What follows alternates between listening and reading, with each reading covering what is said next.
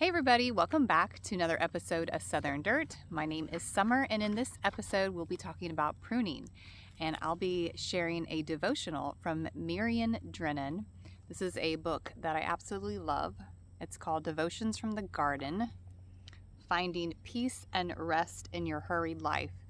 I don't know about you guys, but that sounds like my life. I'm always searching for peace.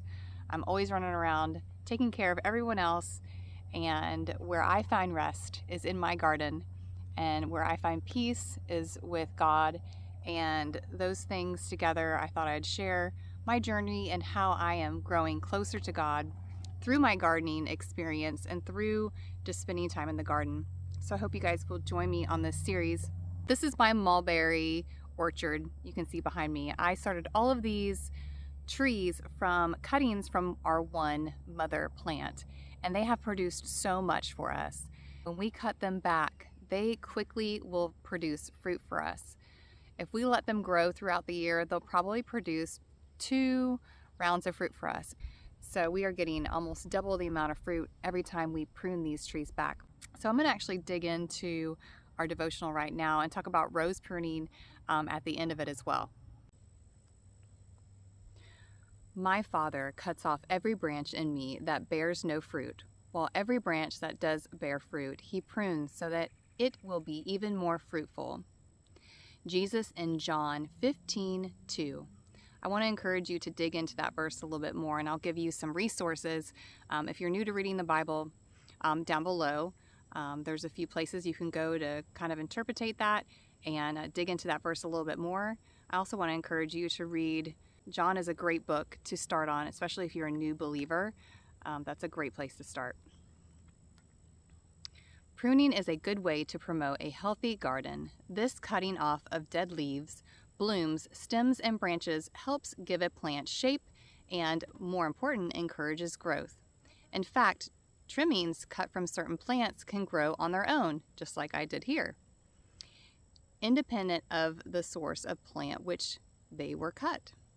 The longer this vital step of pruning is delayed, however, the more difficult these benefits will take to occur.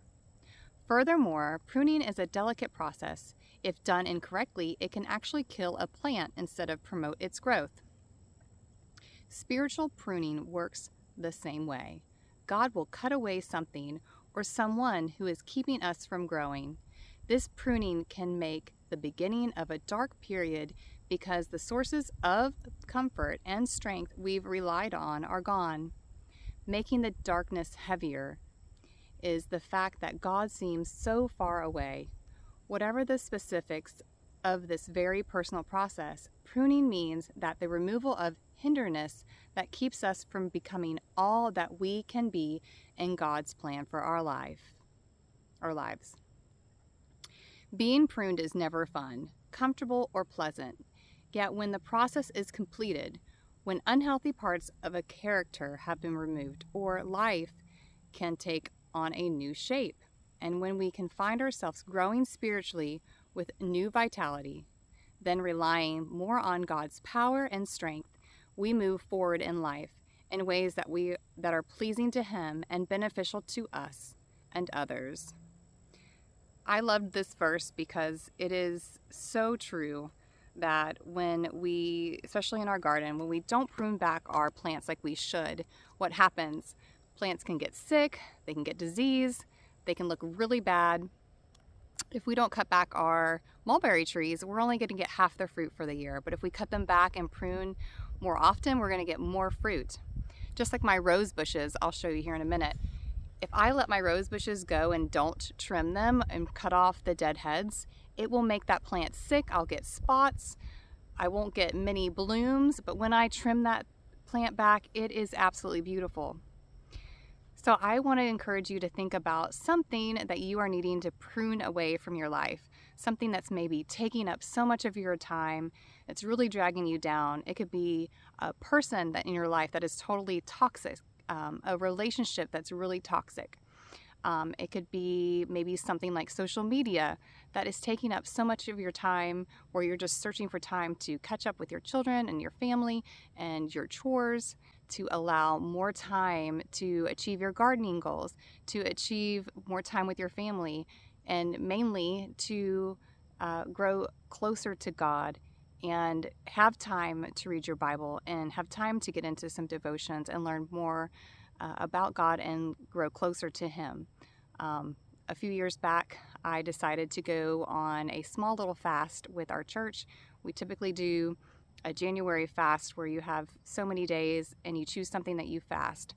2 years in a row, I decided to fast off of social media.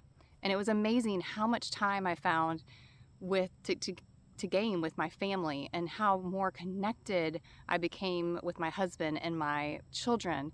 And it was amazing to see how much time I wasted away the day on social media. So if there is something in your life that you need to cut away, to allow yourself to have God work in you, to find out maybe if there's something that He has for you. Maybe you need a break from something so other doors can open for you that you may not even be seeing. So I wanted to pray with you. There's actually a prayer in here that I'm going to share. The prayer is, Father God, I often ask myself, why is this happening to me? When in fact, I should be asking you, what are you trying to teach me? When you need to remove something from my life, particularly something I don't want to release, remind me that this pruning is necessary for my spiritual health, growth, and well-being.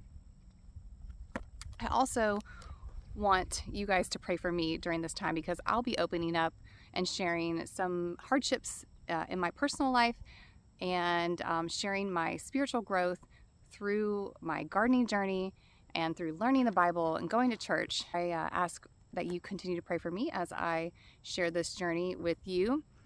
My goal is to hopefully reach some lost people that may love gardening, may find my channel and learn to garden, but also learn how to become closer to Christ and learning more about the Bible. Hopefully I can inspire you guys to start your mornings with a devotion and with your Bible. I absolutely love going into the garden daily with my Bible and my devotional. My children do the same. So I just want to encourage you to do that. And if I can pray for you in any way, if you're struggling with something, please let me know. You don't have to comment below. We can be a community together if you want to be open and comment below. If you want to send me an email, I'll put my email in the description below that you can personally email me or even text me. I definitely believe in the power of prayer, and if we can come together as a community and pray for each other, I would like to be able to do that. So again, I hope everybody enjoyed this video. Here's my rose bush, and as you can see, my leaves are beautiful. I have these beautiful blooms. I have new blooms coming up everywhere, but that was not the case about 2 months ago. I had neglected this rose plant and had not trimmed it back in a long time. If you allow your rose plants to get a lot of deadheads on them and you do not trim them out, what happens is they end up choking your entire plant out. So by trimming back your deadheads, you will continue to have a healthy plant and a beautiful rose bush. So it's important to cut away that dead to allow room for new blooms. Thank you guys so much for watching this video. I hope that you will hit that subscribe button so you don't miss another video.